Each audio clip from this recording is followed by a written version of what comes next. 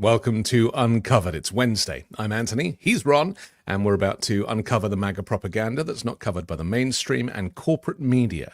Ron, we have a lot to talk about, and just before we start, I want to tell people that the audio podcast of this show drops later tonight.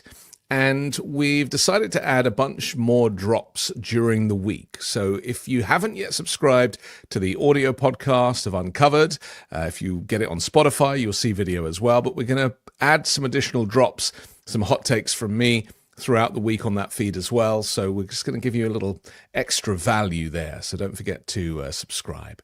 Okay, let's get into the meat before the vegetables, Ron. And that is that Donald Trump, who made the whole nation stop and listen to his bonkers address on, when was it now? It was like Friday. 5 days ago. Friday, yeah, that's right. Yeah. And obviously the major networks didn't carry it. Fox carried it and then did it like a disclaimer afterwards. But he made everybody he set us all up that there was going to be a big announcement. And he basically said, China meddled in the 2020 election. He cannot let it go, can he? This whole 2020 election thing, which was nearly 7 years ago. And so, nothing really came of it. No evidence was presented. And here we are now, a few days later, and it's almost as if it's not that important at all. Tell us your take. Yeah. Well, Fox carried the first 3 minutes of it, and then they quickly broke away. So the only network that carried the whole thing was Barry Weiss's CBS, and it was great that let's see, who was it? Mark Warner, Senator Mark Warner was their guest the following morning. Yes, and ripped them for covering it. But of course, Trump and his FCC commissioner Brendan Carr both said that all of the networks should lose their broadcast licenses since they failed to cover the speech. So that was pretty funny. So, I'm very familiar with all the election fraud stuff. I was deeply immersed in the whole Rudy Giuliani, Mike Lindell, all the various things that were going on back in 2020. Yes. So I was curious myself to see, what exactly are they going to come up with here? I note that they hired John Solomon to do this, which is he's a far right. He does Just the News, far right sort of channel, and they hired him for 6 months as a special government employee. So this right wing conspiracy theorist on this small obscure channel gets the gig to go ahead and produce all this. He probably wrote the speech, him and Miller, and so what they've come up with is kind of even lamer than I expected. I thought maybe they would come up with some new hook, but basically they put two things together. One is that China obtained voter registration data that any of us can get. They didn't get anything that's like impossible to get or confidential. Like, for example, Tina Peters stole confidential voter data and went to prison for it and then got pardoned by Polis. Well, that's not the stuff they got. They got stuff that anyone can get by just sending a check for $10 into your local election office, and they'll send you, like a CD with all the data on there. So that was one thing. Ooh, China, why would they get it? They clearly must have bad intentions. Okay. Then the second part they put together is the fact that they said that Hugo Chavez back in 2011, I think, or 14, maybe 2011, they claim, we don't know if this is true or not, they claim that he successfully was able to hack into the Dominion voting machines and switch votes. And so that's basically the speech. They just left that hanging, like China got voter data, and 15 years ago, Venezuela was able to hack a Dominion machine, allegedly. And I guess they want you to draw the conclusion that, therefore, maybe China did that. Maybe China used that voter data to switch votes by hacking the Dominion regime after getting the technology or the know-how from Venezuela. But they didn't actually say whether they did it or not.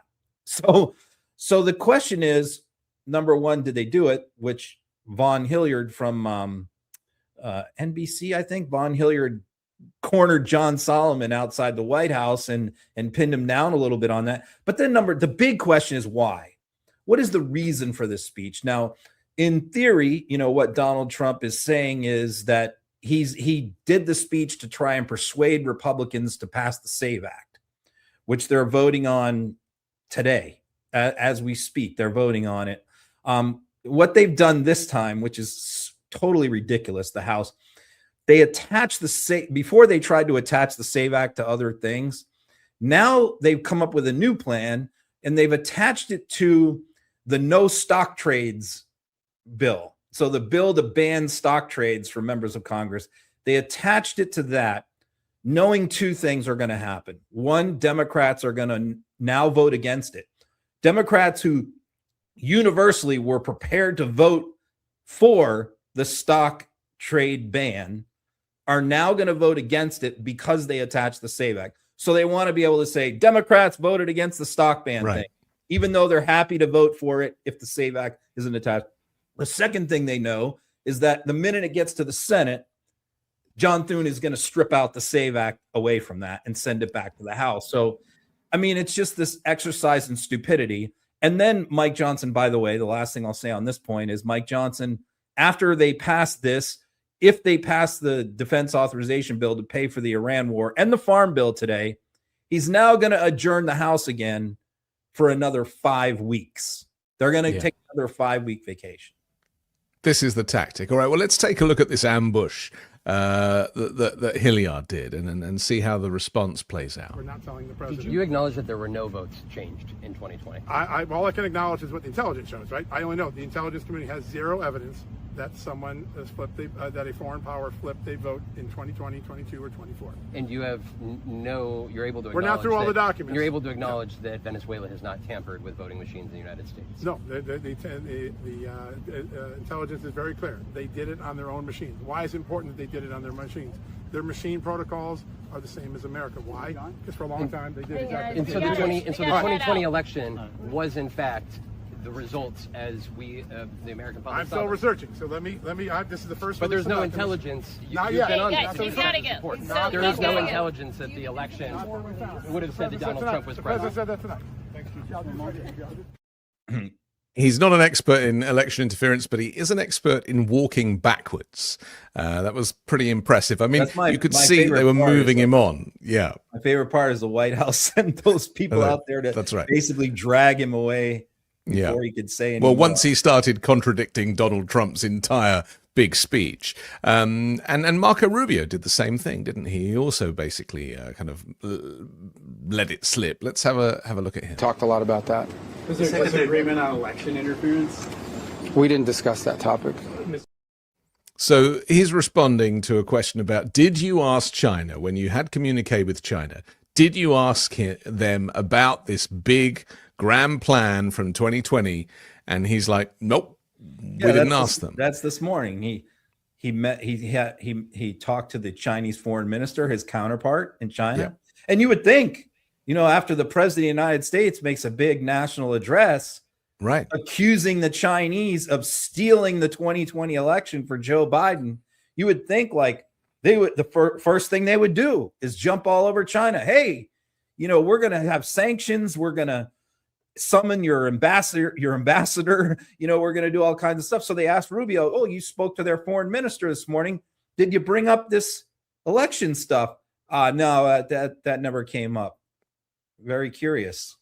Yeah. Donald Trump himself was asked the same question, and he also, it's almost as if somebody has, from China or elsewhere, has basically come back to them and said, why are you doing this? And if you do this, we're going to either cut this or cut that, or they've probably put some leverage on the executive. Let's take a look at Trump's response. And until they're ready to meet in a meaningful way, we have no interest in even. Mr. President, are you planning on putting any pressure or consequences on China for what you announced about them meddling in the 2020 election? Well, we're going to talk to them about it. It took place a long time ago. I think China is maybe a little bit different today than it was then. But look, they do things and we do things to them. I'll be honest. We do things to them, too. It's not a one-way street. but we'll be talking to them. Mr. President, it's something that doesn't get talked about a lot, but the border. I mean, you couldn't make this up. We're literally like a few days after his grand speech blaming China, and now he's either forgiven them or claims that it was a long time ago and let's not talk about it, let's not make a big deal out of it. This, Ron, is just further proof that that whole speech was about him rigging the midterms and potentially rigging 2028 as well.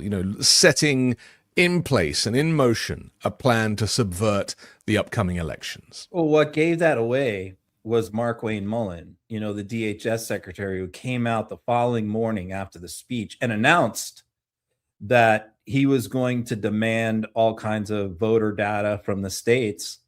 And if they refused, and he was going to make all these demands of them, that they scrub their voter rolls, that they do this, they do that. And if they refused to comply, he threatened that he would put them in jail and send them to prison. So, and how is he going to do that? He's going to withhold funding, he said. He said the new policy is because the federal government, since the local states handle federal elections as well as local elections, the federal government gives them a subsidy. They give them some money for doing the federal election. So they get money every year. And what he said is, if you don't comply, if you don't turn over your voter rolls and all of that and show you're complying with my new edict, we are going to withhold the federal funds. Now, of course, that's going to result in yet another lawsuit. But it goes to show you that that's really the motive. Two things that prove that that's really the motive. One is this new edict, and I'm sure there'll be more to come, using this evidence as justification for it. And number two, that the culprits behind this, China, they won't even mention it to him. I mean, she is coming to DC in September for a big summit in less than 2 months. So you would think that this would be like a major topic of discussion, but I guarantee you Trump will not even bring this up. The best part is going to be, I predict, when a reporter asks Trump when they're sitting together about this. What you're going to see is you're going to see Trump get very angry, get very upset, say that the reporter is rude and he's being rude and disrespectful to Xi, which is pretty unbelievable when you consider that Trump is claiming that Xi stole the 2020 election, and it's rude for a reporter to ask him. But I guarantee you that that's going to be Trump's response. And Xi's response is just going to be to like smile and shake his head and go, I don't know what you're talking about. Let's take a look at Markwayne Mullin, and afterwards you can tell me what it has to do with him. Here it is. I think I like the Daily Caller better than the Daily Mail. I really don't like the Daily Mail. Yeah. There's about 3 months until the midterm elections. I'm sure people are watching President Trump's speech last night, watching your remarks today, and they're feeling uneasy about casting their vote in the midterm elections. Can you ensure that the midterm elections will be secure?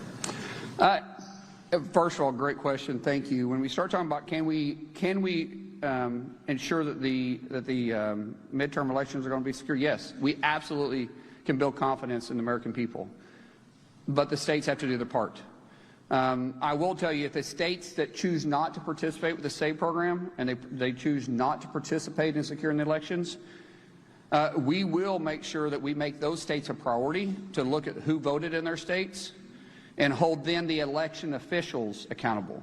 If the election officials, once we gave them the information they need to secure their elections, and they chose not to, then those individuals can also be held accountable by fines, by penalties, and even, depending on how far it goes, prison time. To me, this is why, or partly why, Trump chose Markwayne Mullin to be DHS secretary, is because he knew that he would be able to get him working on this stuff, maybe in a way that Kristi Noem never would.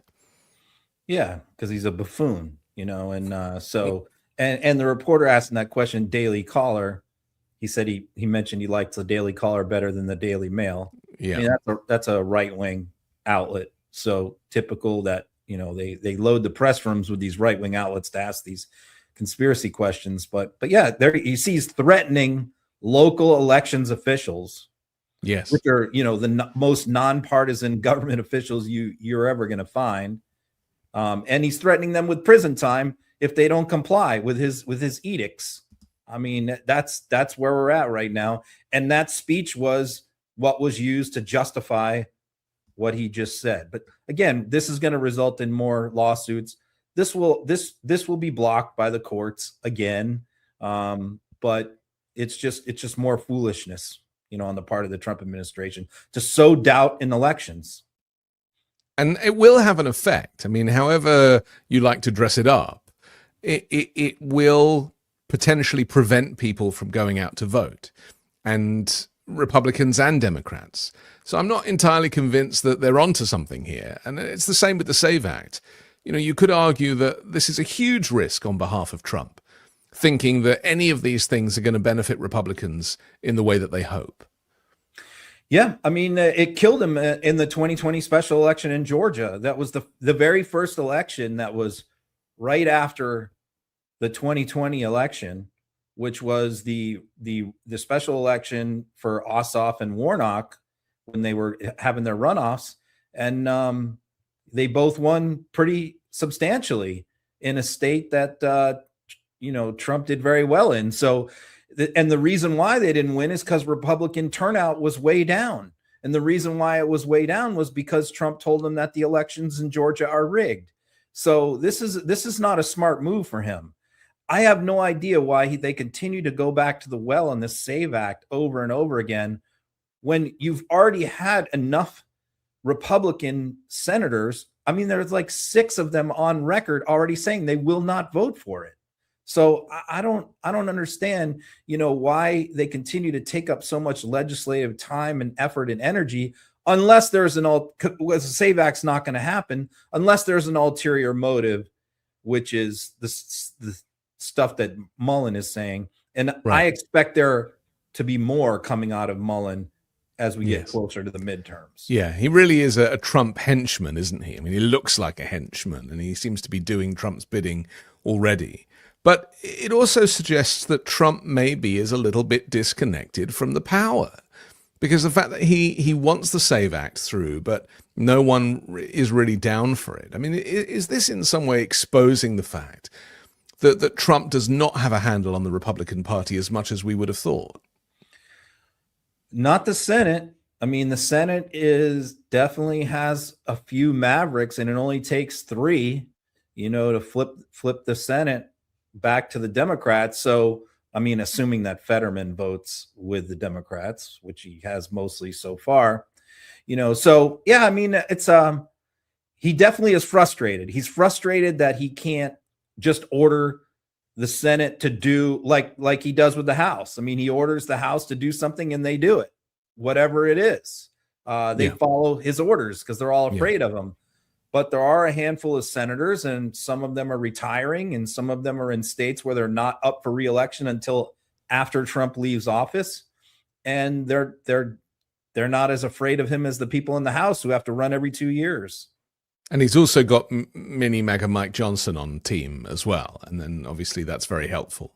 When time is up, they just shut the House down, send everybody home, and this keeps happening. So, as you say, they're all off home now, aren't they?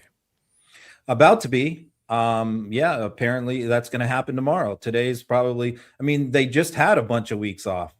Yeah. So if they pass the defense bill, Johnson has already said he's sending them home for 5 more weeks, which I guess. Well, let's talk about the midterm. Let's talk about the defense bill, because the cost of the Iran war, it's kind of an unknown number, isn't it? I mean, it's anywhere between 30 and 100 billion dollars so far. I mean, who only knows? Pete Hegseth has been in front of the Senate, was it the Appropriations Committee? Yes. That he was in front of. And you mentioned John Ossoff. I mean, John Ossoff, as we've said before, did a wonderful job cross-examining him. Let's have a little look. Obviously, this is over the cost of the war. I think he's asking for, what, 1.5 trillion or thereabouts? Well, yeah, this is is two things. One is the cost of the war, the supplemental to pay for the war, but also what he's testifying about is the defense budget for next year, which is the 1.5 trillion. Okay, because we'll see. Ossoff runs a brilliant argument. Let's take a look. Terry, early in the conflict, day 3, you said one of those core objectives was to, quote, destroy the missile threat. And as you restated on day 5, to, quote, obliterate Iran's missiles and drones. Those were clearly and repeatedly stated core objectives of the campaign, which 4 months ago you declared had been completed victoriously with every single objective achieved. Were those objectives achieved 4 months ago? No one ever stated that every single missile was gone. Ultimately, combat ineffective means they're not able to dig them out of their UGFs and shoot Had at the us. missile It threat doesn't mean they been don't defeated have 4 underground months facilities ago? where they put missiles in them and hold on to them because they're the world's largest state sponsor of terrorism. So we never expected they would stop having capabilities to shoot. The question is at scale against an opponent like the United States of America, which went toe-to-toe with them and Iran couldn't. You stated on March 8th, day 9 of the war, on 60 Minutes, you assured the American people of Iranian surrender. Does that remain your prediction? Ultimately, Iran will never have a nuclear weapon to threaten the United States of America. That has been the objective, and it remains so. So just to review, you will not answer whether your statement made on the 14th day of the war that Iran's military had been, quote, destroyed and made combat ineffective was a truthful statement to the American people as you sit here and ask for tens of billions more for the conflict. Senator's time has Had a expired. historic and effective military campaign against the largest state sponsor of terrorism. Won't and answer will the ensure they question. never Senator get a nuclear weapon, Peters Senator. is recognized. Yes, Hegseth's got a bit of a sweat on Ossoff with the great poker face. It did go on quite a long time, that, and I do recommend that, after you've watched this, go back and watch the full exchange, because it really is very interesting. But Ossoff makes a very good point, Ron, that firstly, they claimed that the nuclear capability had been taken out when they bombed them the first time. And then the second time around, the whole premise of the war is that they need to get rid of their nuclear capability. So which is it? So their big mouths write checks that they can't cash, and that's the problem. Trump and Hegseth were both out there, as Ossoff points out, just days after the bombing began, and were bragging all over TV, all over speeches, that they had completely annihilated Iran. Their military is gone, their leadership is gone, the war is over, total victory, this and that. And then, as we know, here we are 5 months later, and Iran is still shooting missiles and shooting drones and killing U.S. soldiers and damaging infrastructure in foreign countries in the Middle East. So what they're doing is confronting them with their words. You told us this was over months ago. And what Hegseth continues to do is move the goalposts. He says, well, back then you said you completely destroyed their military. Now he's saying, well, no, I didn't mean like completely. I meant mostly. They can't attack us at scale now, at scale. In other words, they can't launch a major offensive against us anymore. Well, who cares about that?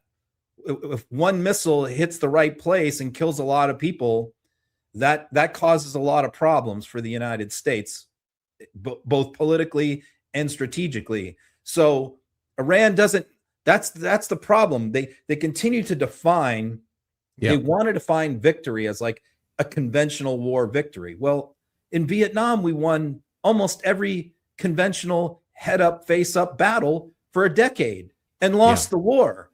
Yeah. Same thing with Iraq and Afghanistan. I mean, that's not how you defeat a country like Iran is, hey, they can't launch large conventional attacks on us. That's not how they're fighting the war. They were never going to fight the war. And that's the problem. These idiots, that's how they view it. That's how they view victory. They didn't foresee at all how Iran was going to fight this war. Trump admitted that by attacking the neighbors, by attacking shipping. They never expected that. And the troops that were just killed that we have now were recently transferred to Jordan because they weren't safe in Kuwait. So we moved them to Jordan, and Iran attacked them in Jordan. And then what did Trump say? Well, when asked about it, you said that Iran had no capabilities and our troops just got killed in Jordan, he blamed the Jordanians. Oh, the Jordanians weren't protecting our troops enough. I mean, it's just completely ridiculous. And then, moving the football of, well, we made sure that their nuclear capabilities are degraded. That's not what you told. That was just one objective of the war amongst many others, including regime change. And so when you confront them with their own braggadocio, with their own claims, when they were thumping their chest months ago, they just changed oh, no. That's not what I said. I never said that. I said this, and so Ossoff did a great job over the course of like 8 minutes, just completely taking him apart. And I saw somebody posted today, Barbara Comstock, who is a former congresswoman, Democrat, I think from Virginia. She posted today that every senator on that committee needs to just yield their time to Ossoff and let Ossoff have all the time. Yes, because he was by far the most effective questioner. 100%. Let's have another look. We know what that means. That means 1.5 trillion. Given the world that we live in and the disaster of what the Biden administration budgets gave us, not funding this department at 1.5 trillion, I believe, is the greatest threat that our nation faces. Either we invest in our warriors at this moment of step change on the battlefield and growing threats, or this is all just talk. Yeah. I mean, he makes a very compelling argument to people who know nothing about it, because he's an actor and he's playing the role of a defense secretary or a secretary of war in this case. But the reality, as you say, is if you bring the receipts and if you look at what they've said previously, and if you look at the theater of war and see how badly it's going for the Americans and how dug in the Iranians are, it's like two completely kind of parallel universes. One with the Fox audience that I'm sure are very receptive to this propaganda, and then the rest of us living in reality. Yeah, I mean, there's two things happening here. So the last defense budget that was passed in 2024, before Trump took office, with a Republican House, by the way, was passed by them, was $841 billion. That was the last budget under Biden. Now, here we are, less than 2 years later, after they got over $1 trillion last year. So they bumped it up last year from 841 to 1.1 trillion. That's a big bump. That's a 20% bump, right? Now they want to take it up to 1.5 trillion, which is almost double what it was 2 years ago. And Hegseth is testifying that if senators don't give them $1.5 trillion, double the budget into the largest military budget by far in the history of the world, larger than like the 14 next largest military budgets combined of other countries, will be our budget at a time when we are not engaged in a major war. It will be it's going to be the second largest budget compared to GDP since 1942, when we were ramping up our military after Pearl Harbor. Why do we need a budget like that? According to Hegseth, because of Biden. I mean, what? So why we need it, why they want this money is a lot of reasons. One is our stockpiles are depleted. They have been since the day they took office, shooting off extremely expensive ordnance at boats in the Caribbean, at places all over the world, Iran, multiple bombings of Iran. We're now at 10 consecutive days of massive bombings. Every one of these missiles cost millions and millions of dollars. These deployments overseas of all these assets cost a huge amount of money. Plus, Trump wants his space shield program as part of this budget, along with a lot of other things that are going to his cronies. His Qatari jet upgrade is part of this new budget too. I mean, there's so much excessive, disgusting waste happening right now. And then they're going to say that if Democrats don't vote for us, they're not supporting the troops and they're unpatriotic. which is the same argument they made for 20 years during Iraq and Afghanistan, was that Democrats had to continue to vote for virtually unlimited funding or they're not real patriots. And unfortunately, most Democrats did vote for it because they would vote for those military budgets because they were afraid of being hit with that label. Yeah. This emotional blackmail regarding patriotism and supporting the war fighters. I mean, they've used it for years, but now it seems particularly acute. And I don't think it's going to work this time because ultimately, Ron, none of this money is necessary. This war is not necessary. Donald Trump was brainwashed and strong-armed into it by Netanyahu using his skills, waiting for a president who was dumb enough to actually do it and could be manipulated. There's no reason to be in Iran. Iran was not a direct threat at the time. They'd already demolished much of their nuclear capability, and it'll probably end up being a little bit like, do you remember with Saddam Hussein, who didn't have weapons of mass destruction but said nothing about it, and so everything was in our imagination. That we were told that he had these weapons of mass destruction, and so we projected this positive bias that he had this incredible capability, and the weapons inspectors didn't find anything. Hans Blix, I seem to remember, one of the chaps that went in and found nothing, and yet at the time, Bush and for us, Tony Blair convinced us that it was still a threat, and they told us it was 30 minutes away and all this stuff. And then, of course, there was nothing. And I worry that this is exactly the same situation and that people have very short memories. Yeah, and here we are again, the same kind of arguments, the only difference being no ground invasion at this point. But troops are still getting killed. The last voice you heard there, by the way, at the end of Ossoff interrupting him and telling him his time expired is Susan Collins, who is the appropriations chair. Now, if she ends up voting for this disgustingly enormous military budget, that's going to be a big problem for her. She is in a real battle here in Maine, and I don't think there's anyone in Maine who wants to see a $1.5 trillion budget, especially when you consider, by the way, we're not paying for it. We don't have the money to pay for that increase. We are just going to borrow more money. The deficit, the national debt, which is approaching $40 trillion and rapidly accelerating under Donald Trump due to his tax cuts. That's just going to explode the deficit. Who's going to have to pay for all this spending to replace our depleted stockpiles of weapons? It's going to be the millennials. It's going to be the younger Gen X's. It's going to be Gen Z. We are going to stick them with this bill when the baby boomer generation, which has largely rung up this debt, is gone. They're going to stick future generations with this bill for all the missiles that they're shooting off right now, because we're not paying for this stuff. We're borrowing the money to pay for it. Meanwhile, Iran is not wasting money on missiles. It's using affordable drones. And the US is so behind. I just watched a documentary on Ukraine and the drones that they're using now. And they reckon that in under a year's time in Ukraine, there'll be no humans on the front line at all. They actually use ground drones, robots on four wheels that do all the work on the ground. It's incredible. And they're buried underground. They're kept in. That's why, they keep talking about how cowardly they are. They're cowardly and they're hiding in caves. Well, you know what? It's effective. It's working. It's working. So you don't like the way they're fighting.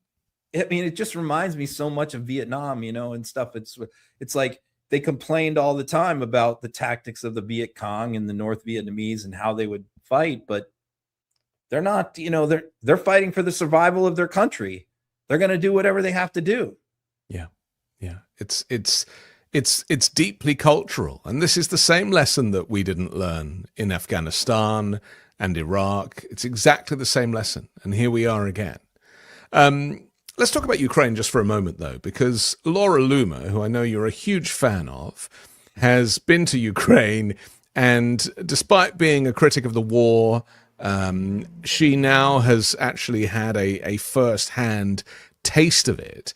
and reflected on what she's seen. And she posted on X, just experienced my first air raid in Ukraine, sirens blaring. This is every day for every Ukrainian. I feel like such an asshole for minimizing the struggle of Ukrainians for the last 5 years. I often said, I don't care. Looking back, that wasn't very nice of me to say. There are people in Ukraine who have to run to a bomb shelter every day, and some of us had the audacity to say Russia wasn't wrong because we believe the lie that Ukraine is a country full of Nazi sympathizers. We have been so propagandized by Russia, and we don't even realize it. This is interesting, Ron, because I thought that the only people that had been told that Zelensky and the Ukrainian leadership were Nazis and that this was a special operation to liberate the Ukrainians from the Nazis were the Russians, and it was Putin saying that. Does that mean that in right-wing media and in the space that Laura Loomer inhabits, that she too was under the impression that Zelensky and his military were Nazis? Yes, because she was part of that network of influencers that pushed that Russian propaganda since the war started, and that was used against Joe Biden and Democrats even, and some Republicans, saying that, we're supporting a Nazi sympathetic regime, they're anti-Christian in Ukraine, all this absurd Russian propaganda, the bioweapons lab propaganda story, the Hunter Biden Burisma stuff. Right. It was all a coordinated effort by Russia using these right-wing influencers, the Tim Pools, the Dave Rubins. Some of these people were paid a lot of money to push this garbage. Cat Turd is another one who's got millions of followers. All of these characters push this stuff on the right. Donald Trump Jr. was another one. There's so many of these people who push this stuff. Charlie Kirk. And it really had an impact. You have this big percentage of the Republican Party now who is now like pro-Russian, pro-Putin as a result. Elon Musk is another one, right, who pushed all this garbage. And I don't know, this post by Loomer, which the one you read was yesterday. Yeah. It really set off a huge debate on both sides. You have a lot of the Republicans who are trashing her, a lot of her former, friends and supporters.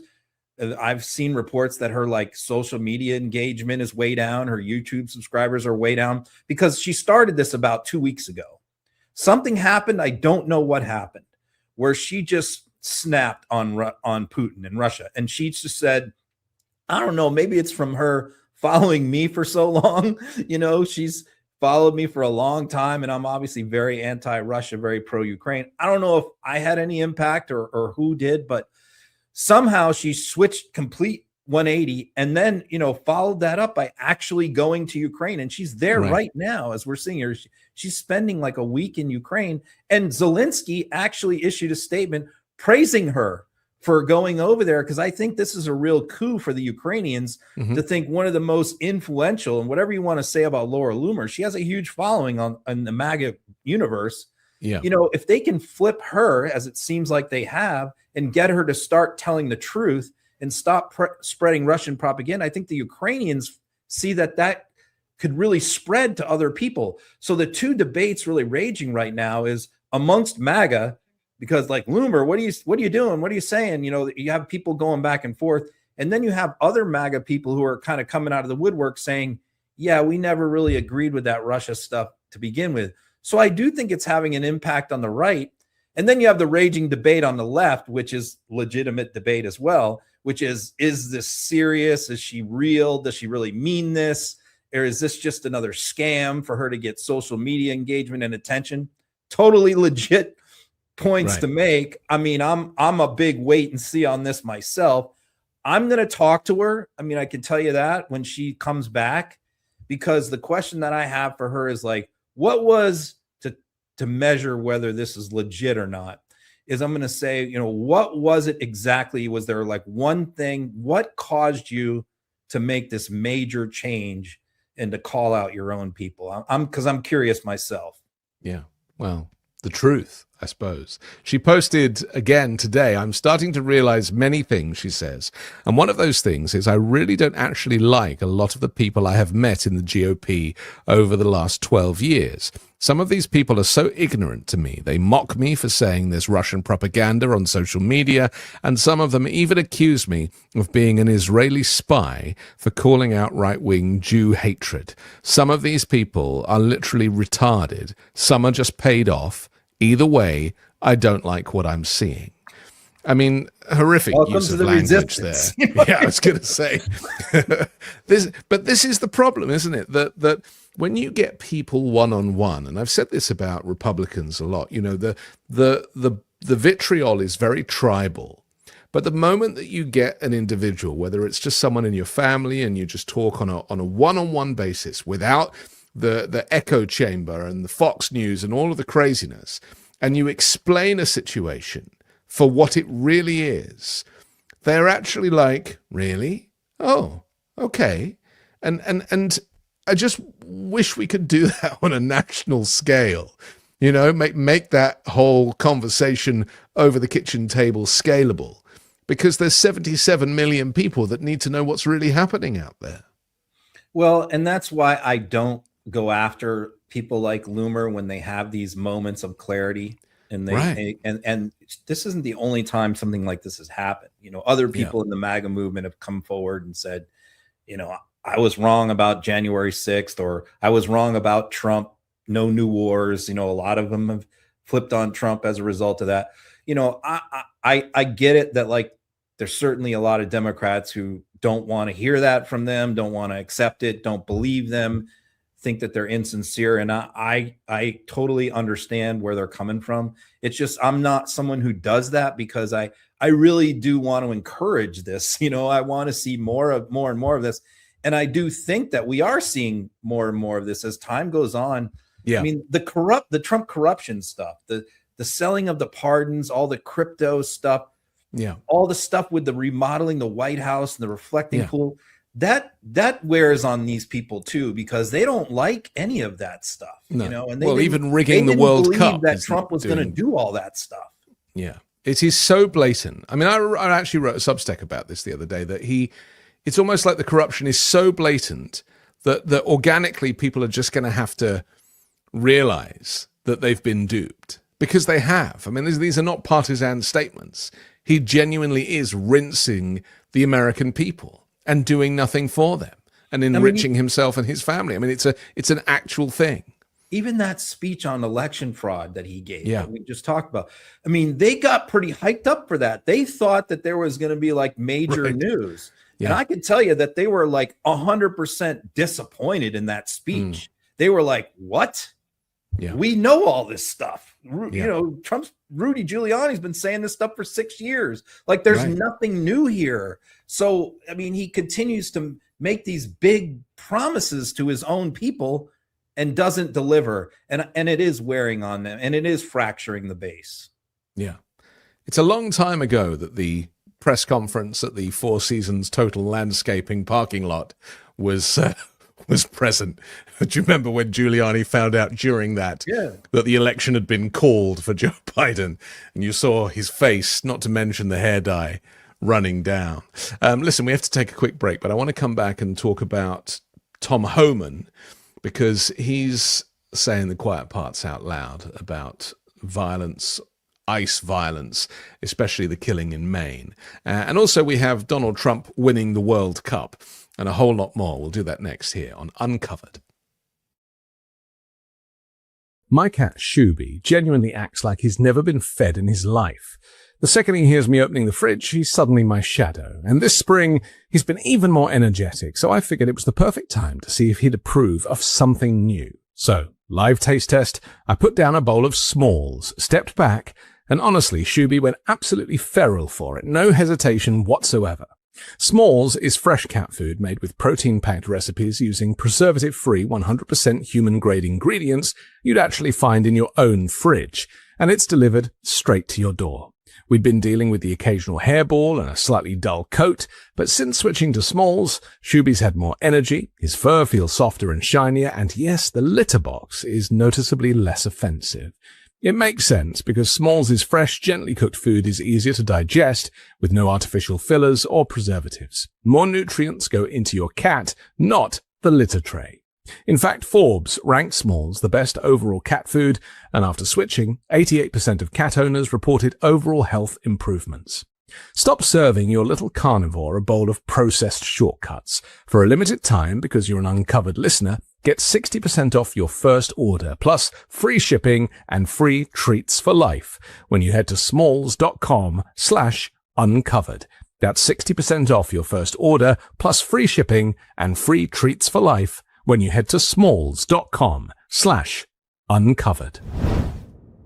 You know what's funny? A couple of years ago, I could wake up at 6 a.m., crush a workout, work all day, and still have energy left at night. Then somewhere around my mid-30s, I started noticing everything felt harder. Same gym routine, same food, same sleep. But I felt like I was dragging myself through the day. I barely talked about it because I thought it was just stress or getting older, but I started looking into it. And I learned that for a lot of men, testosterone levels can naturally decline after the age of 30. And that's what led me to Mars Men.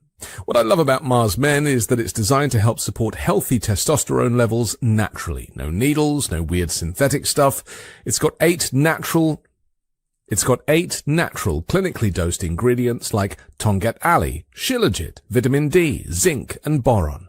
And honestly, some men report feeling more consistent energy, better focus, and stronger recovery in the gym. For me, it's been that steady sense of drive throughout the day. It's made in the USA, third-party tested, and comes with a 90-day money-back guarantee, so there's really no risk in trying it. For a limited time, our listeners get 50% off for life, plus free shipping and 3 free gifts at mengotomars.com. That's mengotomars.com for 50% off and 3 free gifts when you check out. After your purchase, they will ask you where you heard about them. Please support our show and tell them that our show sent you. You can find links to our sponsors in the description below. Okay, Ron, Maine, your jurisdiction, as we know, the ICE, as we predicted months ago, years ago, that the killings would not stop. And this was evident again.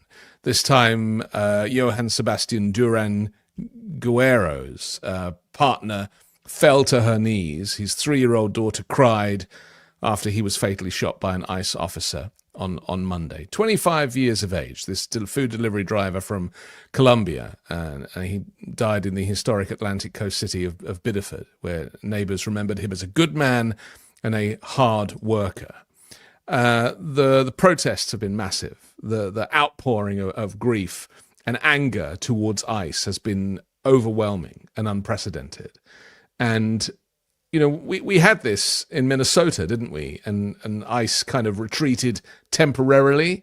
And then, of course, there was a slight change of leadership. And before you knew it, they were kind of back on the beat again. Tom Homan, to me, is really... he's another henchman, but he is brutal. He really almost gets off on this stuff. And his argument is, well, if you get in the way, if you don't do what law enforcement asks you to do, then you're going to get murdered. I mean, as far as he's concerned, anybody is fair game. Yeah, I think basically what his position is, right. If you obstruct a police officer, you're subject to execution, summary execution. Look, I mean, every single day in America, there are probably 5,000 people arrested for obstructing or resisting a police officer or fleeing a police officer in a car. Yeah. I personally, as a lawyer, represented at least 1,000 people who fled the police. And typically the reason why they flee is because they have a suspended driver's license or something very minor, or they're DUI and they're trying to get away, or they might have drugged, a joint in their car, a little bit of cocaine or something, or they know that they don't have proof of insurance, or, they might be driving a stolen car. There's a million reasons why people flee the police. But of those 1,000 people that I represented over the course of 28 years who were charged with running away or driving away from the police. Not one of them was ever shot. None of them. I never had a case where the police officer shot one of my clients because they fled. In fact, typically most police agencies are informed to break off high-speed chases if they go through highly populated areas because it puts other people in danger. They certainly never will pull out a firearm and start shooting at a fleeing suspect unless they've like fleeing a murder scene or an armed robbery or something. But I mean, just a normal traffic stop where you're trying to pull somebody over and they take off, an officer is never going to take out his gun and start shooting at that car. But ICE agents do it. It appears that that's part of their training. And that's because local law enforcement get a tons of training on this and are instructed not to do this. But according to Tom Homan and according to Markwayne Mullin and Kristi Noem and Stephen Miller, if you don't pull over right away, if you don't do what an ICE agent is telling you to do, they are allowed to start blasting and they're allowed to start shooting. And Homan claimed that we had accountability for those shootings in Minnesota. I heard him say that the other day, and I'm like, what did I miss something? I follow the news pretty closely. Who was held accountable in Minnesota? Is he talking about Bovino like getting replaced and getting demoted? Is he talking about Kristi Noem losing her job at some point? She didn't even lose her job over the ICE stuff. She lost her job over the other stuff. So it's like, who was held accountable? So now we have this situation in Maine where this guy was doing nothing wrong. And once again, rather than say, hey, put this guy on administrative leave and say, look, we're digging into this, the knee-jerk reaction once again is to defend them and put the blame on the murder victim. And I can just tell you this, the last point is the politics of this. This is a big problem for Susan Collins because ICE is enormously unpopular in Maine. I mean, we don't have very many immigrants in Maine, very, very few. So when we heard a couple of months ago after they were left Minnesota that they announced the next surge was going to be in Maine, I think a lot of people here were pretty mystified by that. Like, what? You know, a lot of the Latino people don't want to come to Maine because it's too freaking cold.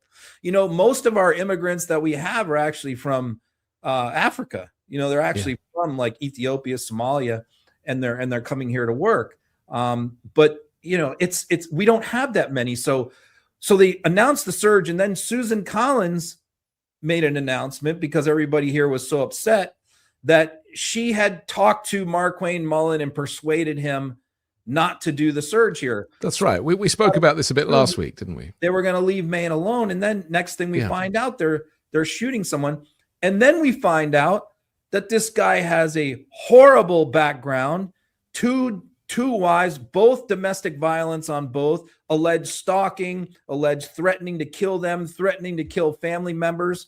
And then so now the question is becoming, who are they hiring? What kind of vetting are we doing? Because we pointed this out when Republicans passed this massive budget that called for like hiring off the street thousands and thousands of new ICE agents and giving them shortened training. We said that at the time. Yes. Who are these people? Are there going to be thorough background checks? Are they going to be thoroughly vetted? Who exactly are they finding off the street to hire as like 20,000 new ICE agents at the drop of a hat?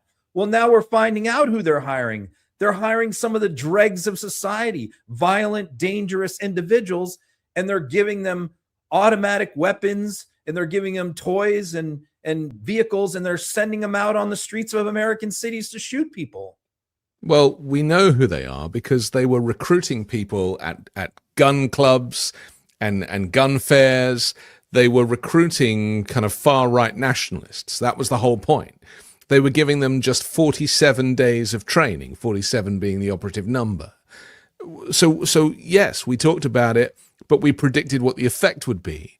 But what we're seeing here, and I've got 3 clips of Tom Homan, is that he is basically acknowledging and admitting that this private army, which I compare to the Wagner group in Russia, you know, Putin's private army, that they do have permission to shoot and kill, and that if you get in the way, then you will lose your life.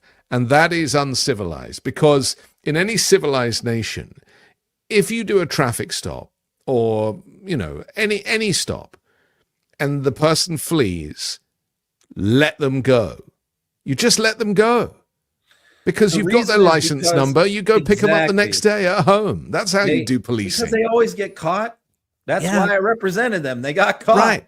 They got you caught. Go to the person's house and you arrest them. The engine's still warm. Exactly. They're inside under the covers pretending they were home sleeping. And they get dragged out of bed. You don't and execute them.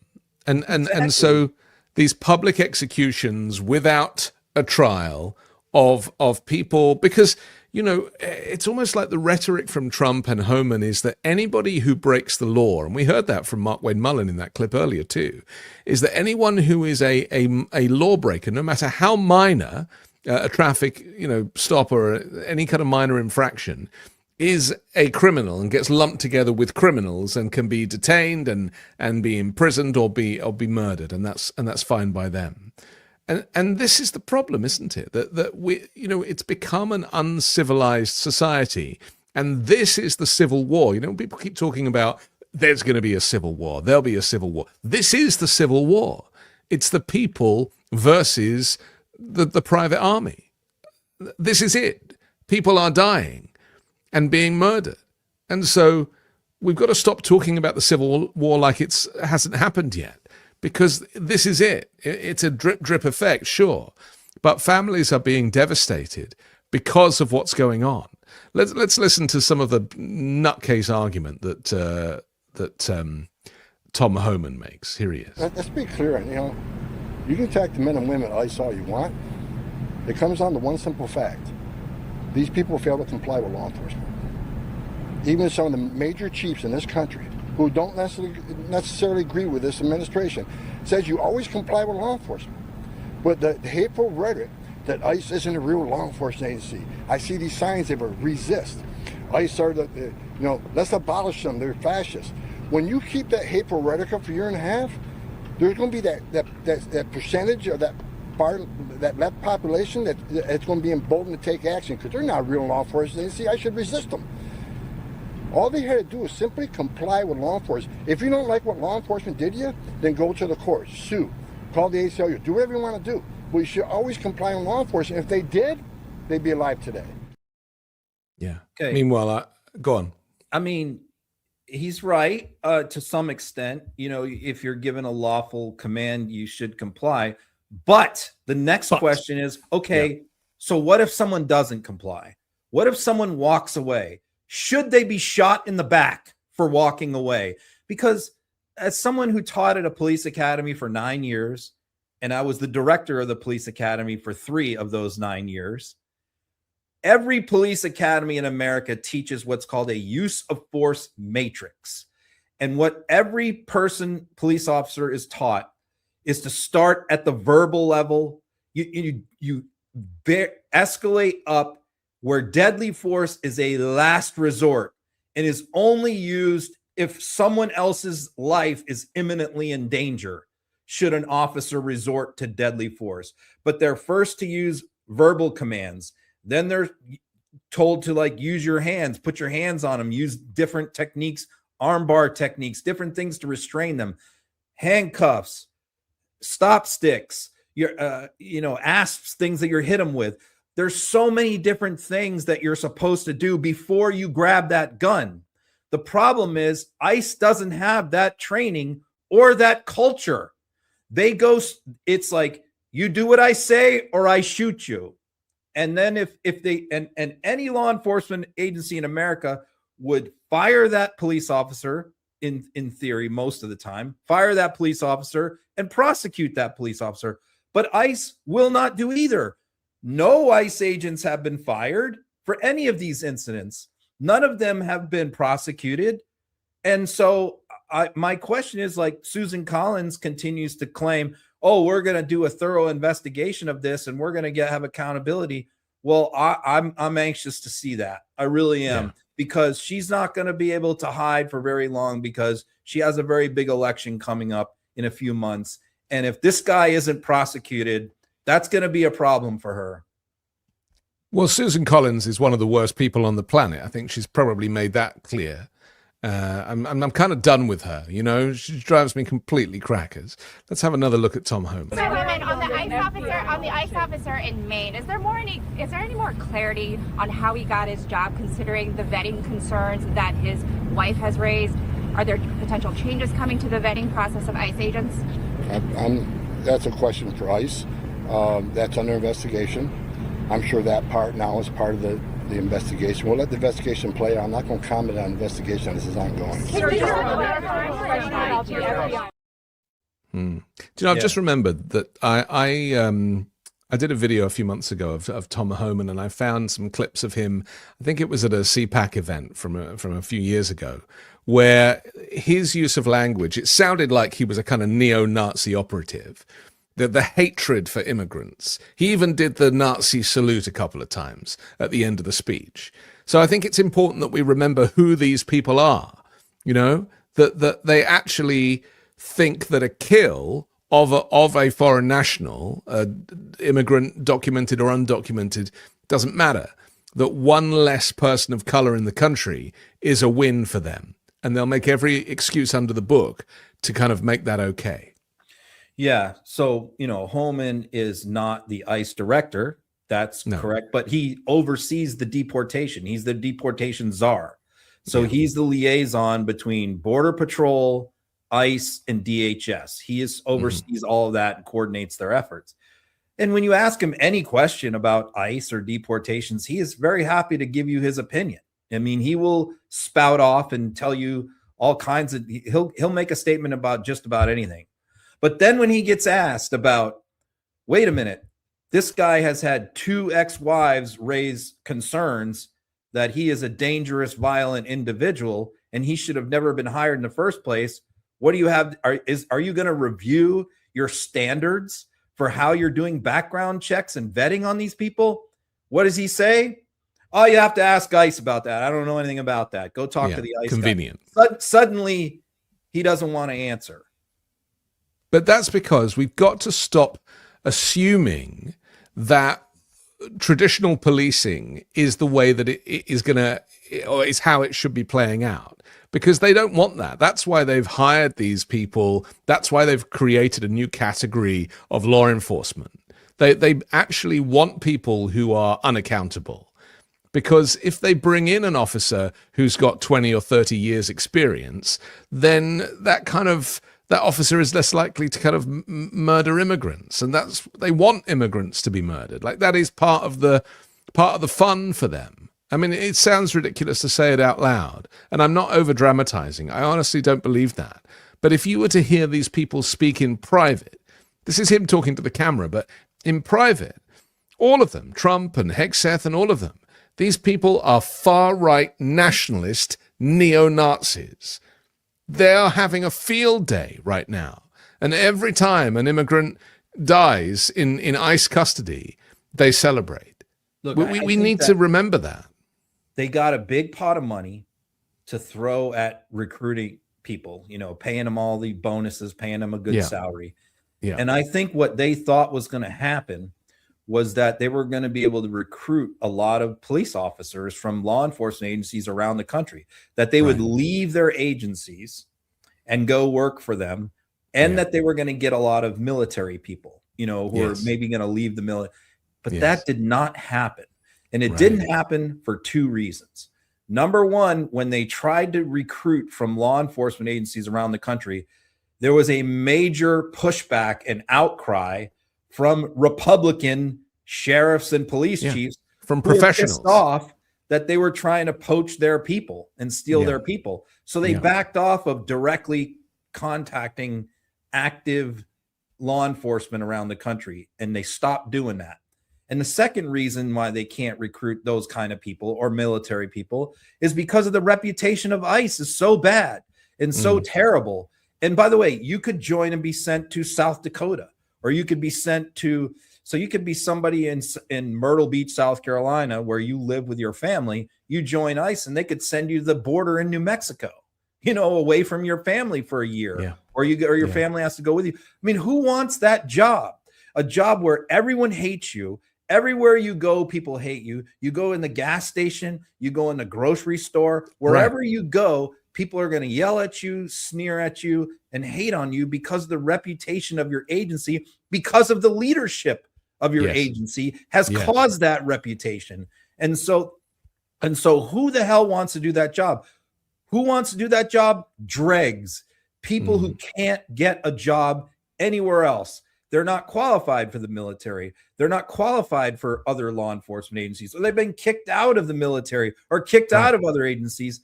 They're getting the bottom of the barrel, and that's who they're hiring and giving them heavy weapons and sending them out on the street. We knew this was going to be a disaster. We said it at the time. Yeah. And that's what's happening. And their training is terrible.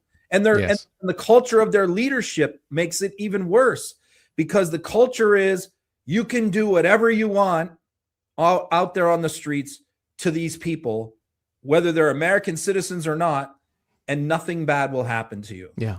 Because Stephen Miller created this 2,000 arrests a day number, and that's what they have to do. Let's have a final look at Homan. I'm not making this up. We're enforcement laws they wrote, and that they appropriate us money to enforce. Now, I'll say it once again. If ICE agents acted inappropriately or illegal, they'll be held accountable, just like they were held accountable in Minnesota. Everybody, guys, ICE agents are mom and dads too. They don't hang their heart on a hook every day to do this job. And it's just not attacking the ICE agents, attacking their spouses and children, and no one knows that better than me. I can't even go get a quart of milk at a grocery store without a security detail. Why? Because I'm enforcing laws in this country. It's pathetic and it's disgusting. Nice talk. Thank you, Mr. Homan.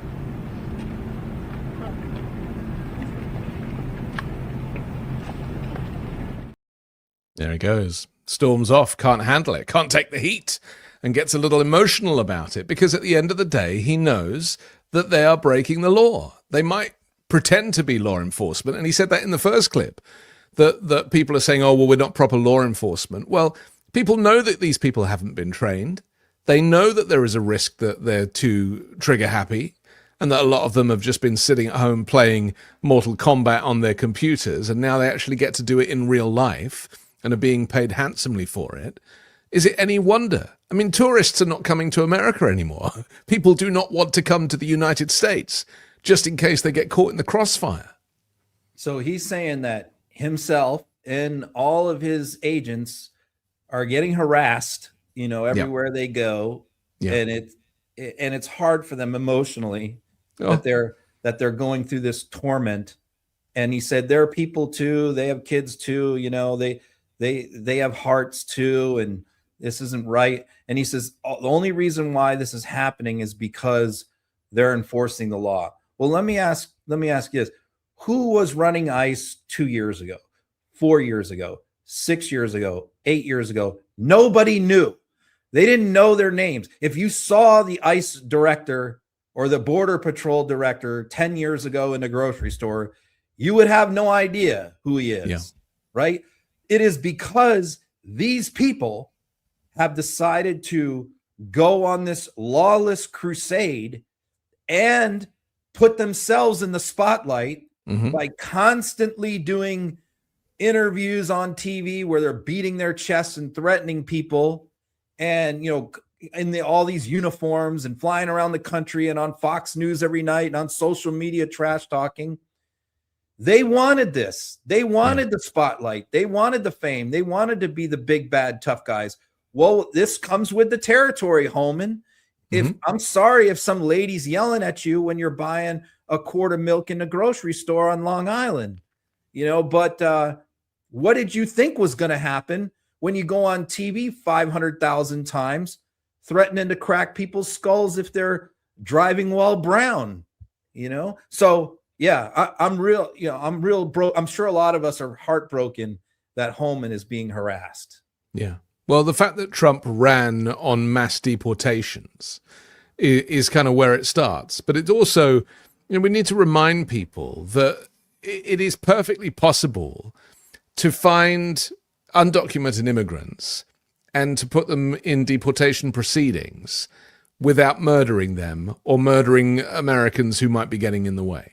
It's perfectly possible to do that. It's just a choice to do it in a civilized fashion or an uncivilized fashion.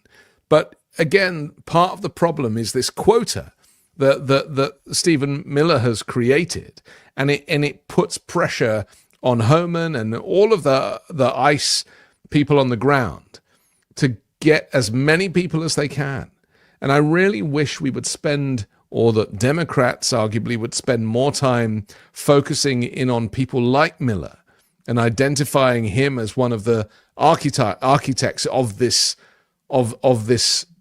policies, and get him out, these unelected nationalists. Let's talk about Christian nationalism for a minute, actually, because the Joe Rogan podcast is, I consider, I don't know how you view Joe Rogan. To me, he reminds me a little bit of Tom Homan in a way. I find him to be a very naive, kind of far-right stealth Republican, right? That's kind of how I would describe him. It's like a lowbrow meathead talk show. Yeah. It's just, he reads a bunch of stuff on the internet and brings people in to talk about what he reads on the internet. Right. And various theories.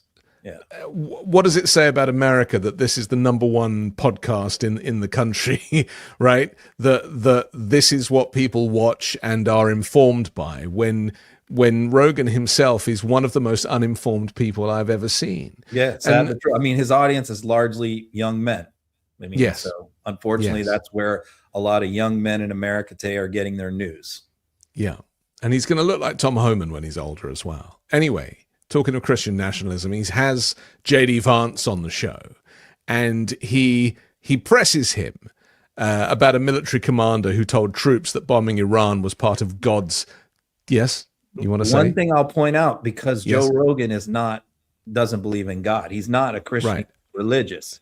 Right. So this is actually an issue, the Christian nationalism, that he has a problem with them on. Right. So he presses. It's quite a long clip, but I'll play some of it. And he presses J.D. Vance, who was an atheist, remember, and converted to Catholicism so he could get a seat in the Senate, or some crazy Peter Thiel suggested method for achieving power. So Rogan is pushing J.D. Vance in this clip about the bombing of Iran and the claim that it is part of God's divine plan to bring back Jesus.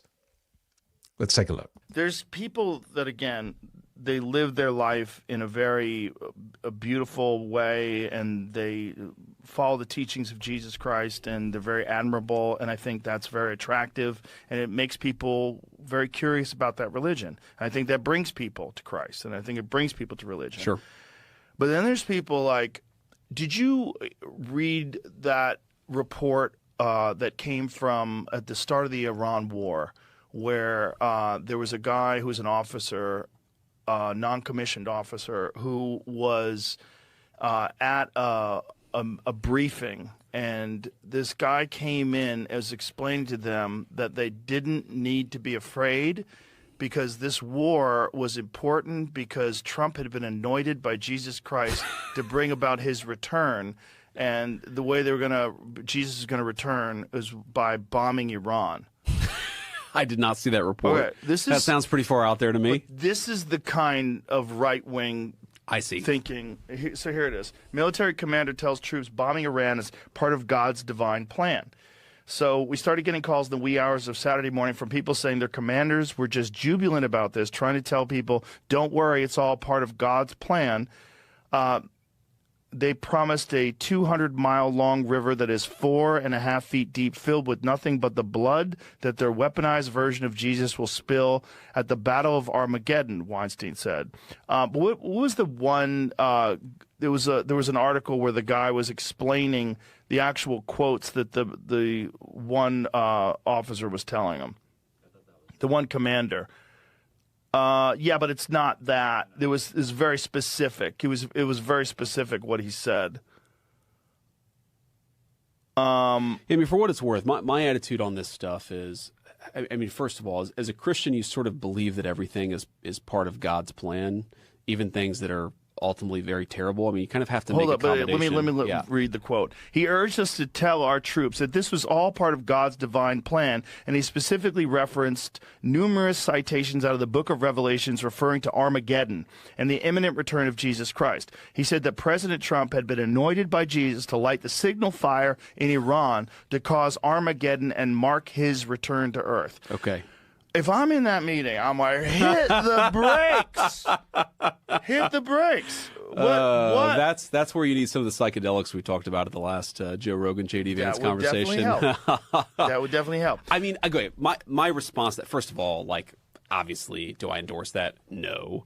Do I think that it's important that people rein it in a little bit? Because I'm sure you're right. There were a lot of troops there, probably a lot of Christian troops there who were like, I'm not sure this is exactly right. Right. But the important point is, I think it's important as a Christian leader, as Christians, period.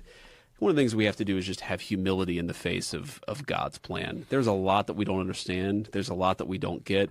And I think especially on matters of war and peace, the approach that I try to take is you try to make the best decisions that you can. You hope that you're on God's side. You don't assume that God has taken your side. That's a very famous Abraham Lincoln quote, and that's the attitude that I take. So for that, what I would encourage that NCO to say is, you know what, God is in control. We don't know what's going to happen, but let's pray and try to do as good of a job as we can, trusting in God. If I was speaking to a group of Christian troops, that's what I would say. But you're Yeah, nice way to avoid the question there from JD Vance. It did go on, but I paused it. Look, we are here dealing again with this kind of diversion tactic because whilst JD Vance might not believe those things himself, a very good number of people in the executive branch do. This whole thing about Armageddon and being reborn and it's all baked in to a lot of their strategy. And so that is a problem, especially if you consider the supposed separation of church and state. Yeah. I mean, he could try and laugh this off and push this to the side and say, well, I don't agree with that. What he doesn't agree with is what's happening behind the scenes in the military is being exposed.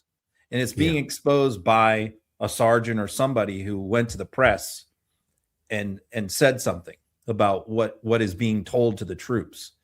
Look, this is coming directly from Pete Hegseth. So and unfortunately, Rogan is not a good enough interviewer to press the point home. I mean, I give him credit for bringing this up to Vance. Yeah. But unfortunately, he can't do much with it because he's not a good enough interviewer. And he pointed out after that, where you cut it was where he said, well, what if the troops don't believe in God? What if they're not Christians? Why do they have to go through this religious debate when they're getting ready to fight a war? Why does it matter your interpretation? Why are we having this discussion? I can tell you in my 4 years in the Marine Corps, I never once had a commanding officer have this kind of a biblical Christian discussion with us. Never once did that ever come up at any command or unit that I was with. But this is the culture that Pete Hegseth is instilling with his prayer meetings. It's the culture that we have heard from the Trump administration, at Trump rallies, from the faith office at the White House, how from Trump's True Social account, how Trump has been anointed by God, chosen by God. God saved him in Pennsylvania from the assassin for a higher purpose to serve God's will, that this is a holy war in Iran. This is the Christians versus the Muslims. I mean, this is the whole theme that we have heard from Hegseth. And we know that here's what's happening. Officers who are playing ball and going along with this Christian nationalist theme, because we've also heard it from the speeches from Vance and Hegseth to the troops, a lot of this stuff. Yes. And so the officers who are being promoted are the ones who are going along with this program. And the ones who aren't being promoted and who are being shoved aside are the ones who don't agree with this. So that's what's happening right now inside the military. So for Vance to just laugh about it and go, oh, yeah, that's so silly. It's not silly. It's actually happening all over the place inside the U.S. military, and it should not be happening. Well, Vance knows it's happening, and that's why when he laughed it off, it was such a fake laugh. It was like, oh, shit. Okay, how am I going to answer this? Knowing full well what's going on and what their master plan is. And as you say, it's the antithesis of everything that the military is supposed to be about and stand for. And that's why we need to kind of expose that there are far more dimensions to these wars than meets the eye. And, it's not as simple as people think, because these opinions and these policies are not talked about publicly. We have to dissect them. We have to find them in the coded language that they use in these random speeches. But it all ties in with what J.D. Vance said when he made that speech at the Munich Security Conference, or when Hegseth went to the NATO conference, or maybe it was the other way around. Talking about Europe and talking about, allowing these far-right Christian nationalist parties to have more of a voice. It just, to me, it just goes back to the Nazification of the Western world. And that is what America is leading. We should not have religious indoctrination or religious speeches in the military at all. Yeah. I served under Ronald Reagan. I mean, yeah. Not some far left, not some lefty, right? Not some big liberal. Ronald Reagan didn't tolerate this stuff. Wouldn't have wanted any part of but this. But nor did the Bushes either, right? But no, this is a different group of people. These are far right weirdo radicals. And so for Vance acts like this is just like one rogue person. It is not. This is happening more and more, and it's being encouraged, by J.D. Vance and Pete Hegseth. Yeah, it is. And arguably Peter Thiel and all of the other kind of puppeteers in this big narrative. Tell me about the this Grok story, because I don't know much about it. With the Odyssey and I think Elon Musk posted about Homer. I'll put the post up and read it out. Before this year ends, Elon Musk posted on X, Grok Imagine will make a full-length movie of the Odyssey that is historically accurate and true to the art of Homer. Now, I presume this comes off the back of the new Christopher Nolan movie that has just come out, and I presume that the right is unhappy with some of the narrative in there, even though it's Greek mythology. I mean, you tell me. Well, it all stems from one thing, which is that Christopher Nolan cast a black actress to play Helen of Troy. So since that happened, that day, Musk went absolutely postal, because Musk loves Greek mythology. He loves Roman Empire stuff. He loves ancient history. And when he heard that Nolan was going to make a movie about the Odyssey, he was all geeked out. He was so excited. This was going to be a big moment for him. Like the original Gladiator movie is one of his favorite movies that he loves. He talks about all the time. So he was very, very excited. And then the news hits that he cast a black actress to play Helen of Troy, which is a relatively, by the way, minor part in this movie. Yes. It's not, this isn't Troy. This is the Odyssey, right? So this is what happened after Troy. So he has been melting down and going absolutely crazy that the whole thing is ruined, that he can't even go see it now because that will be too much of a distraction for him. He will be so bothered by the fact that the Helen of Troy has black skin that he can't even watch the rest of the movie.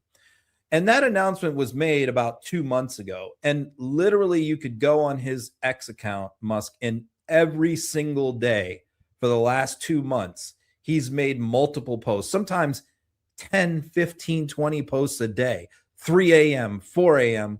about the Odyssey. So it's just, he won't leave it alone.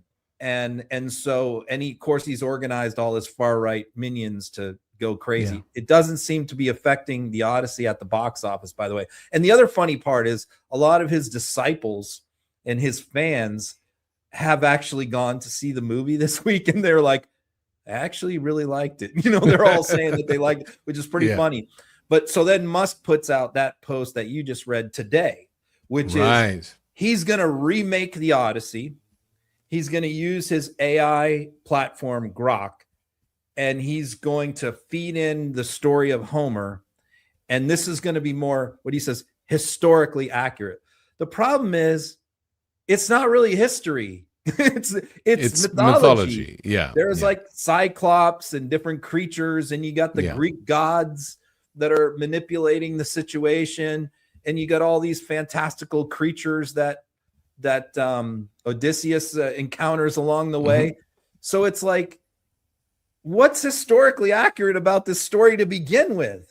You know, well, I mean, because it showed you the racism that's exposed. You know, it's Lupita Nyong'o who plays Helen of Troy, incidentally, who's an Academy Award-winning actor. One of the most brilliant actresses. Yes, and I was a big fan of. Found someone off the street, you know. No. So I just, to tweak these guys, the other day I posted Elizabeth Taylor playing Cleopatra. Yeah.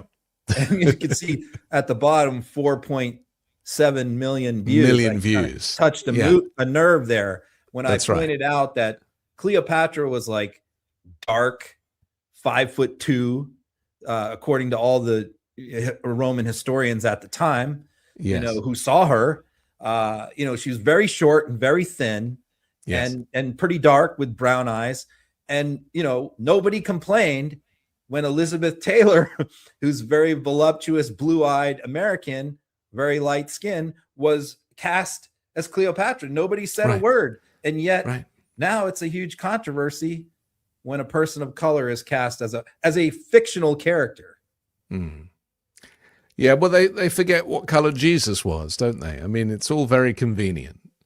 And you know, so much of what we talk about just goes back to racism. You know, the ICE stuff that we've been talking about, you know, at the heart of all of these people is just systemic racism. So it doesn't matter what is in front of you, whether it be an immigration issue or whether it be somebody who they don't like the casting of in a kind of mythological movie. You're going to get the same response every time because, you know, Elon Musk is a racist. He grew up in South Africa. He, again, is trying to have, you know, he's insisted that Donald Trump invite all these white farmers, these Afrikaans, and giving them this free passage into America because of their persecution in South Africa. I mean, it's just nonsense. And yet this is what we are dealing with. It is the worst people in society have not only become the richest person in the world, but also have taken over the running of the nation. So what do we expect? Talking of racists, let's throw misogyny into the mix and talk for a moment about Jesse Watters, because he, the Fox host, state regime media that calls itself Fox, as Ben likes to describe it, we have a montage of his disgusting comments that he made regarding consent and sexual violence. And this has been put together by Juliet Jeske, who's been on the Weekend Show with me a few times. She's the most brilliant scholar, and she has a channel called Decoding Fox News. Let's take a look. I want these guys on it, but you know what's going to happen? The guys that don't need it are going to take it to triple boost. Right. And then they're going to get out there, and women on base, you guys better be careful. Yeah. Port calls, women in Asia, you better be careful, because these guys are going to be wild animals, and you better watch out. How do they know that's non-consensual? To me, that woman looks like she wants it, and she wants it bad. That's Dana, you want to jump? It can be convincing. When I was trying to get Emma to date me, first thing I did, let the air out of her tires. She couldn't go anywhere. She needed a lift. I said, hey, you need a lift? She hopped right in the car. Does she know this? Great hat. Trump, I beat women. That would sell. as commander-in-chief. We don't know who she is. We don't know what she believes. She's going to get paralyzed in the Situation Room while the generals have their way with her. Right now, Jesse Waters. Jesse, I don't like that. Figuratively, Take again, it back. have their way with her, control her, not in a sexual way. She's not a real presidential candidate. Kamala's a princess.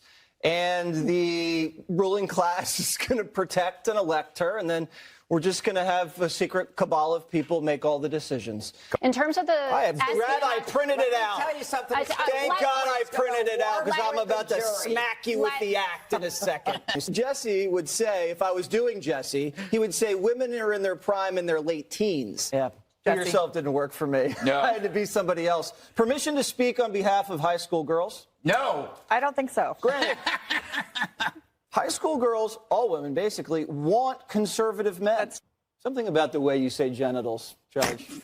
Don't even go there. Just rolls right off your tongue. Enjoy it. I get my private security guards to go over to her house on a Thursday afternoon at 3 o'clock to see what she's up to. Maybe I find her at the mall. Maybe she's at TGI Fridays throwing back cocktails. Maybe I have footage of her trying on blouses at Ann Taylor.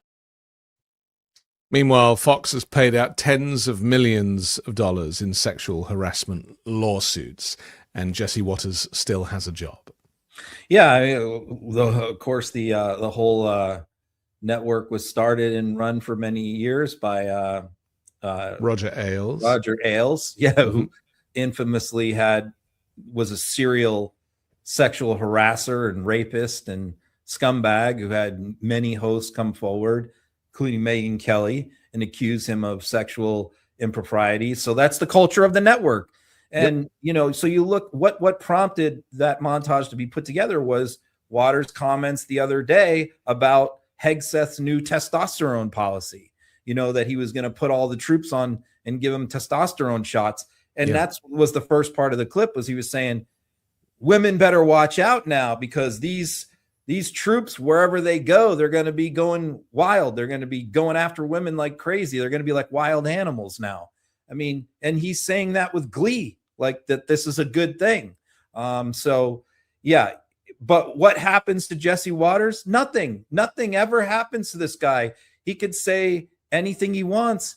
The only thing that has happened to him is he continues to get promoted and continues to get pay raises. So it shows you, I mean, it's so disgusting that even the other hosts for Fox, longtime hosts, you could tell are disgusted by a lot of what he said. He told the story about how he met his wife, which he was married to someone else at the time, but a younger woman who worked at Fox, and he let the air out of her tires so she couldn't drive home.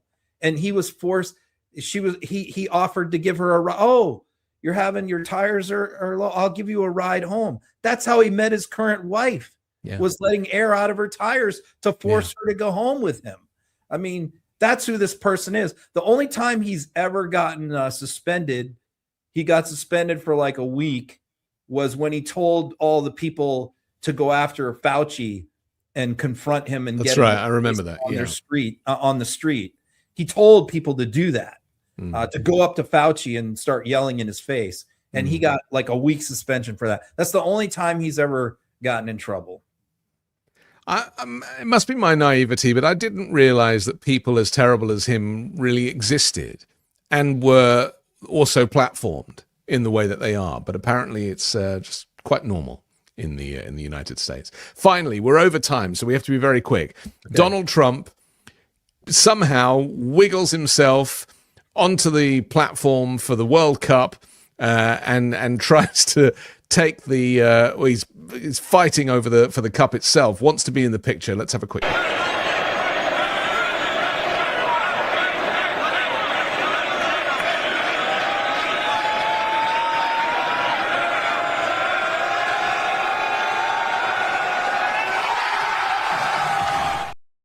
so funny. It's just so funny. He was booed, obviously, when he was there. We saw those clips.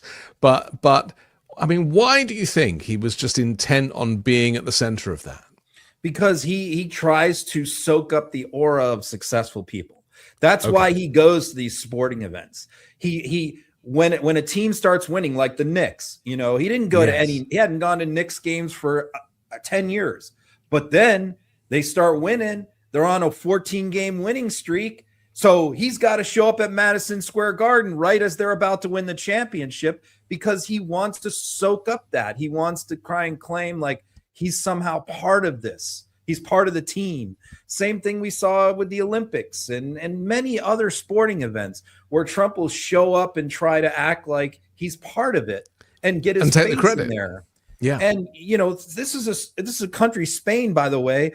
Trump was openly rooting against them. He predicted Argentina would win again because he said Messi was unstoppable.